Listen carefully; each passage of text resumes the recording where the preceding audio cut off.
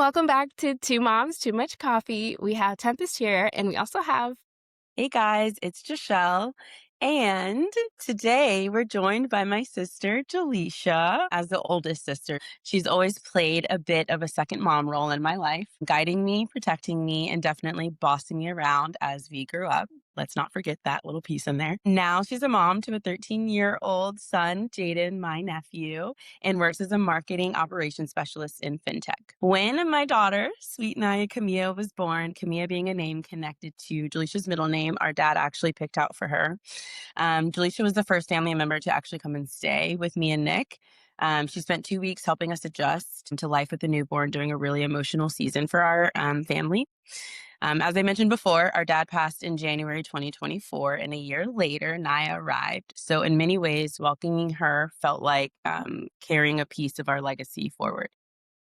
and I've known Jaleisha since I was about 13 years old. So this conversation really feels like sitting down with family. Today, we're talking about what it's like to watch your baby sister step into motherhood and what it means to become an aunt. We'll dive into those first few weeks Naya came home, how you support new mom without overstepping, and how motherhood advice has changed over time. This conversation is about sisterhood, aunthood, and growing into new roles together. Yay! Welcome, Jhlechia. Thanks. Welcome, Jaleisha. So excited to be here. I've been waiting for my invitation to be on the podcast. I've arrived.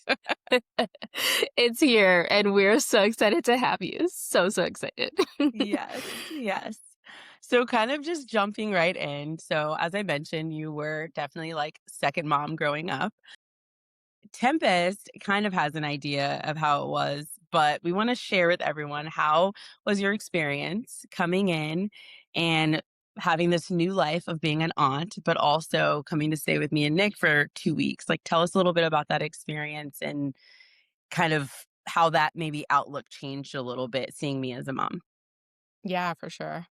I mean, I think that, when you have a little sister, you will forever see them as your little sister. It's like, I haven't been on social media in a while, but I remember a few months back, or maybe it was a year ago. What is time at this point? There was like some kind of trend going around. It was like, this is how she thinks I see her, but this is how I really see her. And it's like the older adult version versus the baby version. And that's so true because that's exactly how I see Jhshell. Like I just see her with her little graham cracker, crying, broken, and now she has this baby. And so I think there's like a little bit of just like a shock, like a period of shock of just seeing her go through the motions of being a mom and being so good at it so naturally, just falling right into it. That was just, I would just kind of like stare at her very oddly and just like, how did you just go from being my little sister to now someone who's going to be called mom very soon? Obviously Naya was here, but she couldn't talk. Yeah. So yeah, it was just a really beautiful experience. And, I think the biggest part for me was just trying to find the balance between being there, but also like giving them space because I, obviously understood that that was a special moment for them. It was a first moment. It was um, a moment that you can never get back. So I didn't want to like infringe too much upon it, but I still wanted both of them to feel like I was there, and I could support in the ways that they needed me to. And I just try to think about like just draw from my own experience of coming out of the hospital and being like, oh God, like I don't know if either of you watch, but on okay, if anybody watches Paradise, I promise I'm not gonna give like any too bad spoilers, but there was a part where the main character was talking about what it feels like to become a father and how when you walk out of the hospital, you're like, I can't believe they let me leave with this baby. I laughed so loud because I was like, yes, that's exactly how it feels. Who let me leave with a baby? I have no idea what I'm doing. Help, please, someone. So I thought about that and what were some of the biggest things that helped me during that time because I also had a lot of support. My mom came and stayed with me for a couple of weeks, and then my grandmother came after that And I will forever be thankful for that because it's just the process of, acclimating into this new role, having this little person that needs you and that cries for you and, really being on 100% for, I mean, forever, but, really for those first few months, like really not having a break at all. I just wanted to let my sister and Nick know that, whatever they needed, I could help with. So, Yeah.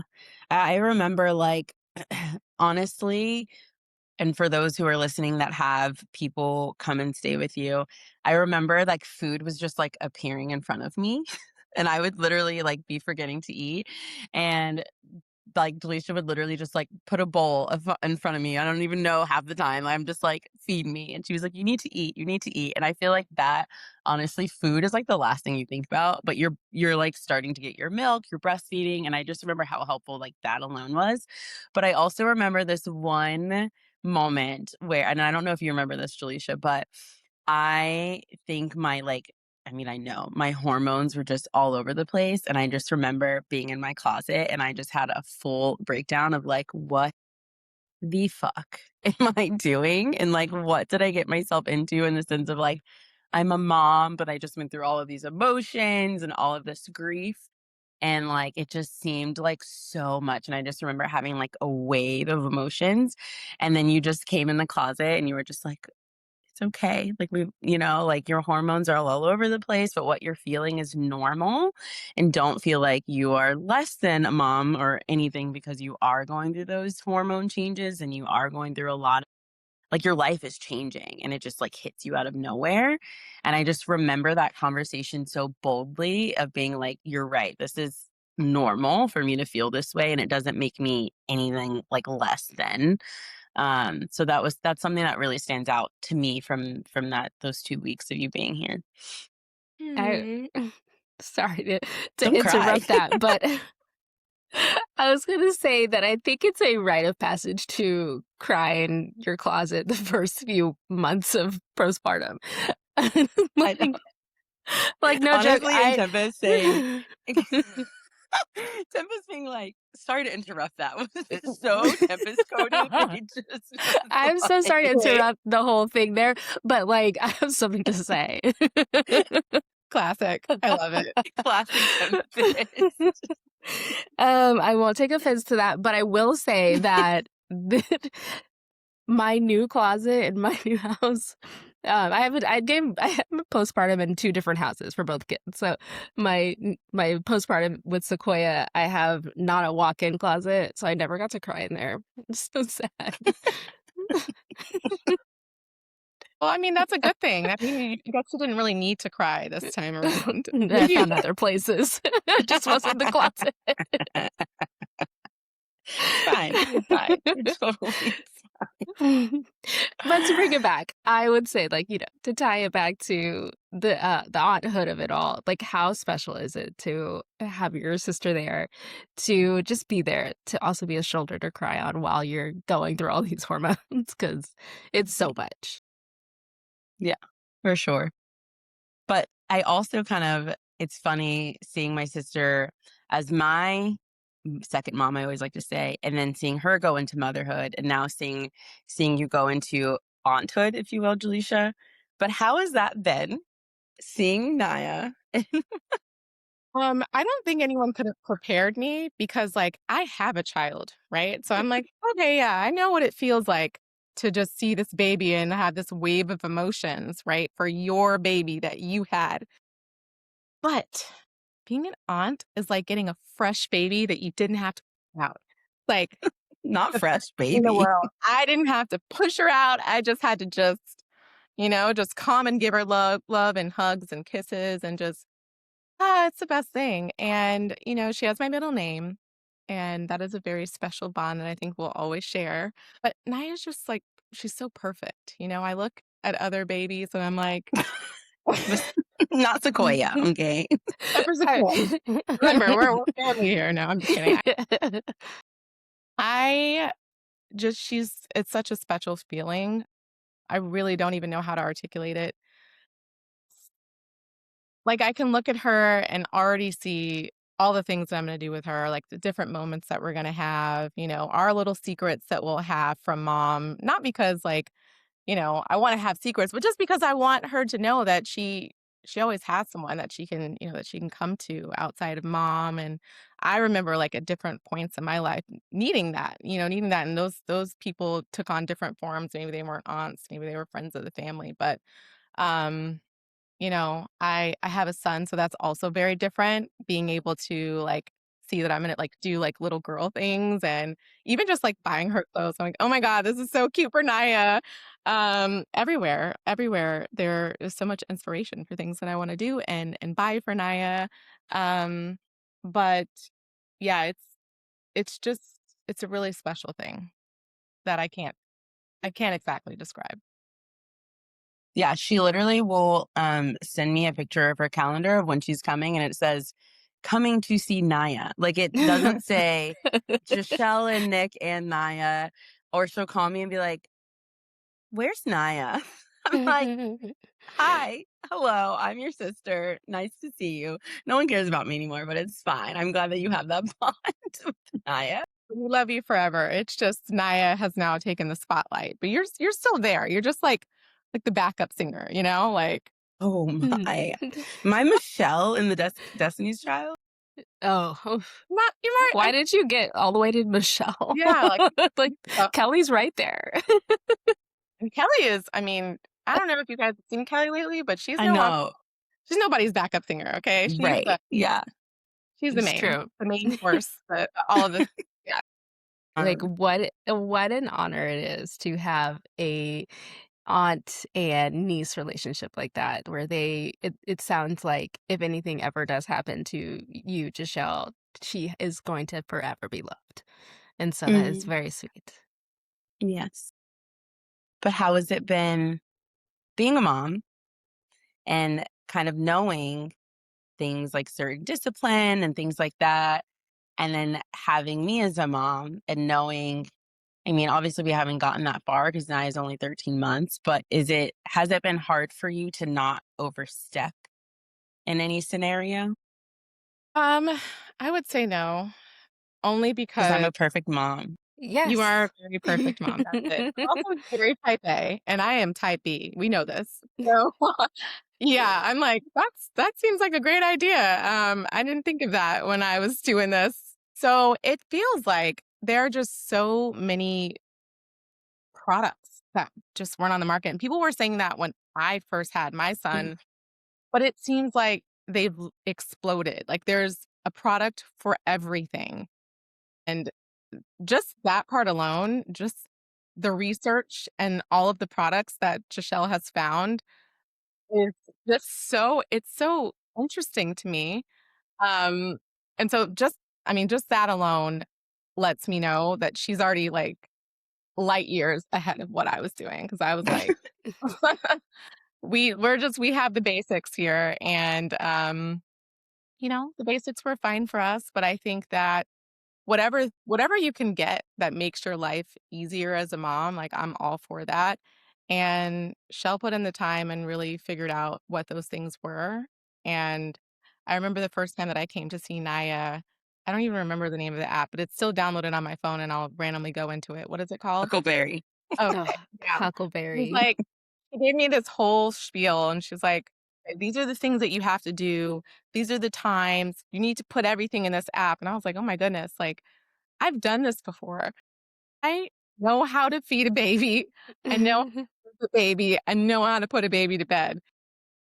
But it was actually really great because you always knew. I mean, it was telling me what to do. It was like having an AI for like, I mean, I don't want an AI to watch Naya, but it was just nice because it was telling me, oh, it's time for Naya's bedtime. It's time for her food. It's like kind of took most of the guesswork out of what she needed. Um, so yeah, just things like that. I just, for me, like I said, I just feel like Jhshell has a much better grasp of motherhood than I did. Like our situations are also a lot different. Like I came Mhm. to motherhood a lot younger. Didn't really have community around me because I was the first of everyone, of any of my friends, of really anyone that I knew at all to to have a baby. And so there was no one for me to go and like I love how you and Tempest are able to, come to each other and have ideas and bounce things off one another. Like I didn't really have that. My first friend had a baby. My first two friends had babies like a year after me. But they were also in different locations. So it was really just me. And you do the things, you connect with the mom groups, you try to immerse yourself in that and find people that are, feel like-minded. But sometimes even that feels a little bit forced because again, I was a younger mom. I was in my early 20s. Um, but I feel like generationally, people have kids much later. Um, so most of the moms that I was meeting with in these mommy and me groups were much older than me, and I just didn't really have much in common with them. So it still felt very isolating and like I was kind of in it on my own. Um so yeah, I mean, Yeah, I, um, I think about that often because I had a friend in my friend group that had a kid. I think she was 25-ish maybe, and it was one of the like, I had thought I was there for her. I really did. Mhm. I was one of the few people that, like, stuck around while she was pregnant and gave birth and was there afterwards, but I still was not there. And, like, having a kid I I apologize to her often. I'm like, "I am so sorry I wasn't, like, more there for you. Like, you just, like, don't understand." And especially, like, you're just like, "Oh, well, now they have a kid, so bye," Mhm. even though it's like this is, like, when they really need you. So, I applaud you for having a kid, so I mean, obviously, you were gonna but anyway, I applaud that, like, you did it and, like, you came out alive and on top and you did it. Because it had to have been so hard, like, so hard because not that your friends didn't wanna be there for you, but just because they probably had no idea, they're Mhm. just so young too, they have no idea what's going on, so, um, absolutely. yeah. It's a thing where like Jaden and I really did grow up together. Me and my son we were we were figuring it out together. Like, there's just I think we did okay. There are obviously like things that you look back on and you're like, "Oh, I probably would have done this differently if I would have known." But I think that's just what parenthood is. Like it's you doing your best no matter what you have, no matter like what products you have access to. Um, and that's all you can do. But I also think like as far as like friends go, I never felt like my friends, like, abandoned me or anything. I just felt like we didn't they just were in different places. And even now, like, as the mom of a 13-year-old with friends who are now having kids, we are in different places. I'm not trying to do the baby things unless it's with Naya. Yeah, So that's that's like, fair. I'll see you for brunch. No, I'm kidding. It's just understanding, like, I think we tend to take things personally.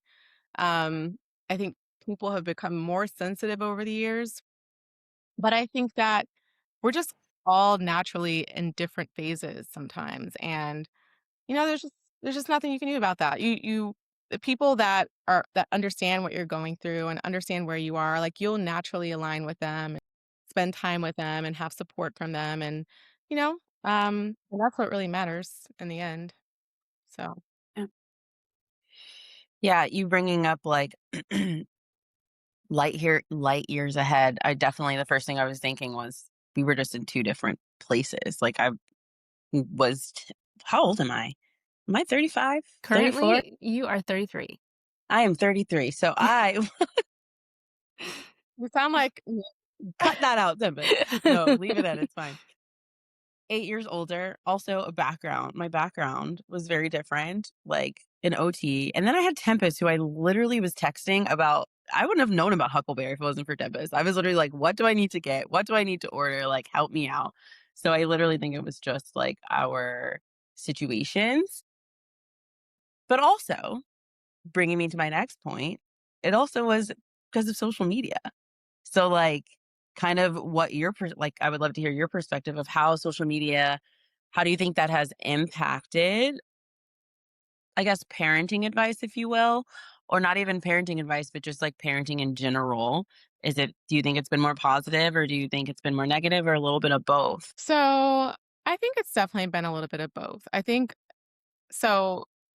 When Jaden was born, it was 2013, really like kind of the dawn of like social media. I mean, social media, it went through this, this evolution. Like we could go back to like MySpace days, and that's technically social media, Black Planet, all those things. But like real social media, like when I say social media, I'm really referring to like Instagram, Facebook, those things.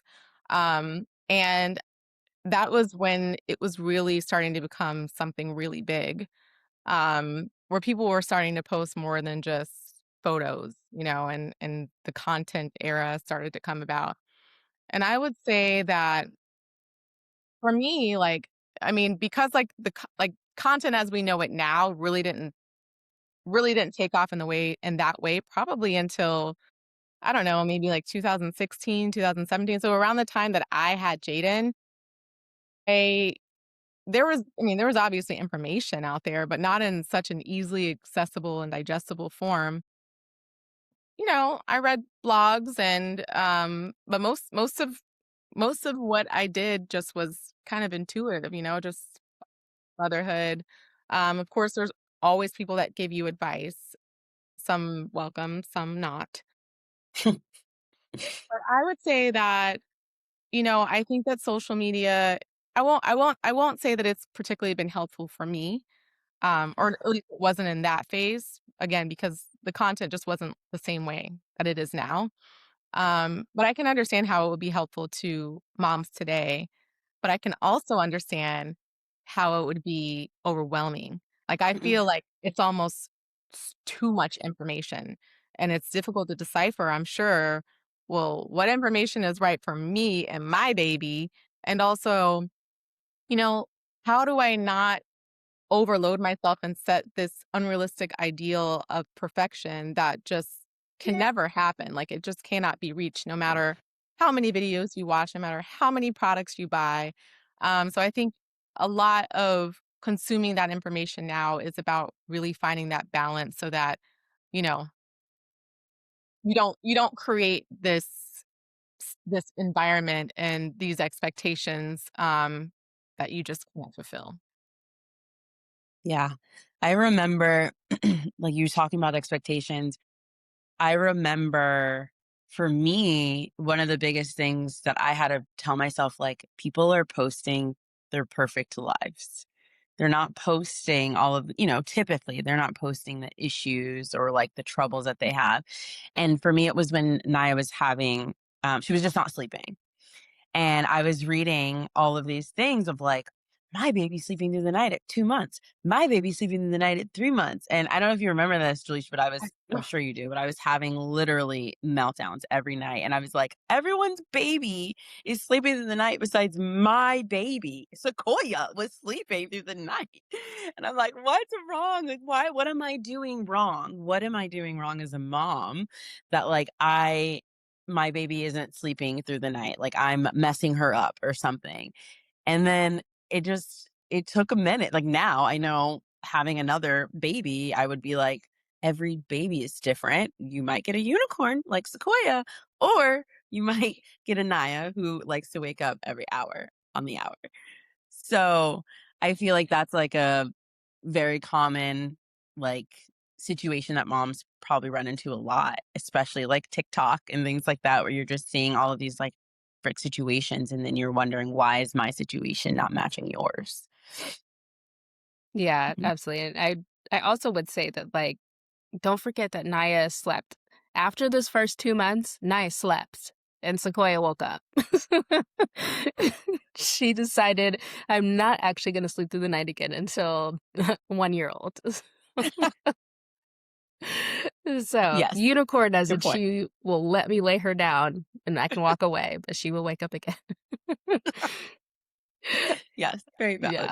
Yeah. And I also would say too that the algorithm, like, it's a killer. Like, it really Mm. is. It'll just it if you're like, "My baby's not sleeping" algorithm, then you think everybody in the world's kid's sleeping except for yours because Mhm. that's what it's giving you. So it really is one of those things where it's like social media can get so toxic so Mm. quickly, especially for like a hormonal new mom. It'll prey on like for a while I was getting like rare diseases for kids algorithm. Mm. Like it just like random things would pop up and I'd be like, oh, Sequoia has this, Sequoia has that. And she has nothing. She's fine. Like and so it just like it's so crazy. The moment you like spend too much time on one TikTok or one reel, it's like, oh, Mhm. okay, now you want more of those, and you don't. You don't. So, agreed. Not Yeah. even you have to spend so much time. You can just watch one and Mhm. Hmm. just go from there and show you all the things. So, yeah, I mean, we all know how easy it is to kind of go down a rabbit hole on social media and also just, you know, how careful we have to be with it. Like, I wish that was something that was something that, like, I feel like our generation really had to just kind of learn, And even, like, I think about the level of exposure that we allowed our kids to have even to social media. Mhm. You guys are a little bit smarter than, the I don't even know. I mean, we're the same generation, but I feel like there should be some delineation, some way for me to delineate because, it is different. Like what? I'm like upper cusp millennial. You guys are like somewhere in the middle or something like that. Like upper cuspers. We like went through the flames and like figured it out. We're like the test dummies, and now you get to be smarter. So you're welcome. Um, but I feel like it came out right. We had social media. We had screens and iPads and everything, and it felt like something that was going to be good and it would help our kids and there's learning programs and all of that and now we know that too much of anything is not a good thing. And we know the ways that it's impacted us as adults and how it can impact children even more so. So that was a huge part of my experience in motherhood, just having to go through the flames with that and realize like, oh no, this stuff is not good for any of us. Mhm. And then on the other side, I mean, I look at children that are around my son's age, and they all have that same experience. They Mhm. all have this attachment to technology and um, to technology, that is a little bit troubling, but also inevitable. Like I don't know what else we can expect from them when the world is developing in the trajectory that it is. Um, it's gonna be like we can't remove them from it completely because it's gonna be such a bigger part of their lives than it has been for us even, which is insane to think about. I can't Mhm. even actually conceptualize that. I just don't know what it looks like to have more technology than what we already have. I already feel like, can I take a step back? Like, just give me a landline phone. You can have nobody needs to get in touch with me. Like, if I'm not home, I'm sorry, leave a message. I'll get back to you at some point this month. I've seen a number of articles come out saying like parents are getting their kids landline phones instead of cell Mm. phones. Like if you want to call, yeah, you can, talk with your friends, you can organize and plan, but it's going to be on the phone and it's going to be at home and it's not going to Mm. be, easily accessible while you're, in the car or at school or whatever. So I actually am very on board with landline phones. I think we're all way too attached. I, yes, one vote Yeah. from me at least. And that's the only vote that matters. Hey, you said it, not me. Just reading your mind is fine. Well, Sissy, Jaleisha, any other parenting advice or not even parenting advice, any advice to anyone that's going to support a new mom when they're freshly in postpartum, or just any aunt advice that you want to share with anyone listening? Yeah. Well, I mean, you already said it. Like, I think like food is the most important thing. Like, feed Mhm. them, they will love you forever. Um, and also, like, I think it's important, especially if you're an older sibling. Well, I mean, really, whatever. I mean, I think we can kind of cement this idea of our siblings in general. So trying to step away from like who you've known your sibling to be and just yeah that that you have in your mind and allowing them to be free and fully transform into this new role um and just kind of like let them, like you even if like even as a mom, like I know that my experience is my experience and I can give you advice based on what my experience was, but we have 2 different experiences, and I think in general, like, when I think of giving advice or I think of receiving advice, asking for advice, I try to be careful, and I know that you probably might not have this, experience, Shell, because as a younger sibling, it is hard for me sometimes to refrain from giving you unsolicited advice, because I've been doing it my whole life. Like Shell said, I was a second mom to her. I feel like my mom was like, "Great, there's enough of an age gap between you guys. I can assign you most of my responsibilities. You think you can do Jhshell's hair in the morning?" She wasn't asking. It was just like plopped in front of me and was like, "Hey, do something." Um, but Not it was plopped in front of me. I'm an it. Your hair. so yeah, I think it's important to just be careful about the kind of advice that you give and like know that parents are super sensitive in those early days as it is. Like they already feel like they're doing everything wrong, but they're not, like I if I could have forgotten that just how good moms are at this, I've seen it over and over again. Like I've Mm, seen friends that have a large age gap with their kids and they're like, "Oh my god, I don't know if I'm gonna be able to do this again. I have no idea what it feels like to have a small baby anymore," and fall just naturally into it. I've seen friends that are party animals that I never thought they would have kids, Mhm. fall into having, just like fall into motherhood in a way that I would have never imagined. And, Jhshell was just another example of me seeing like just how like it really is such a miraculous thing. Because it's something that's so intuitive. It really is a part of who we are as women. That we just naturally adapt to it and figure it out. And it's an amazing thing to witness. So I said the food, careful with your opinions.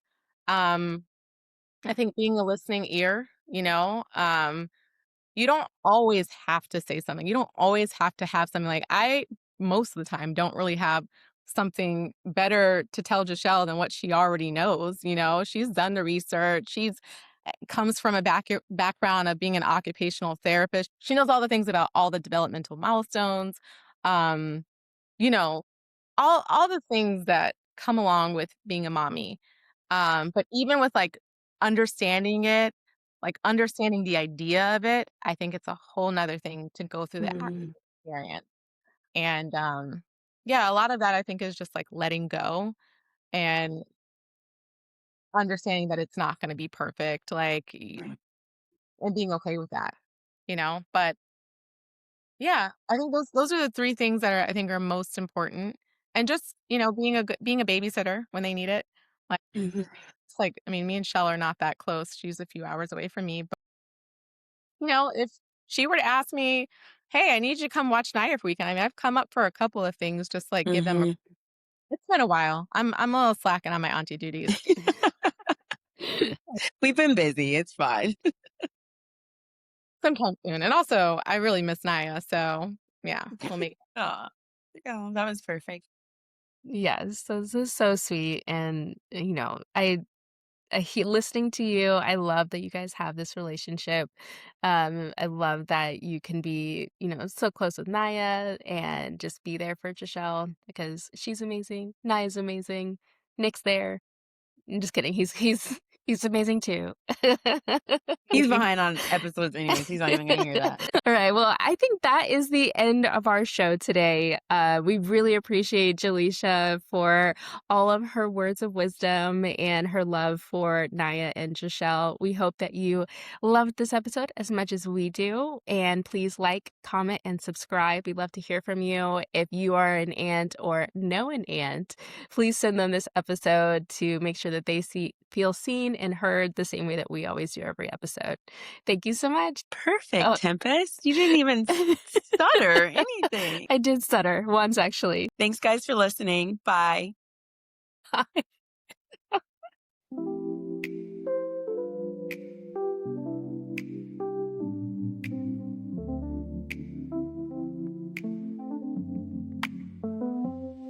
Two moms, too much coffee, tired eyes but hearts so full. Thanks for tuning in with us. Hope you brewed a cup for you.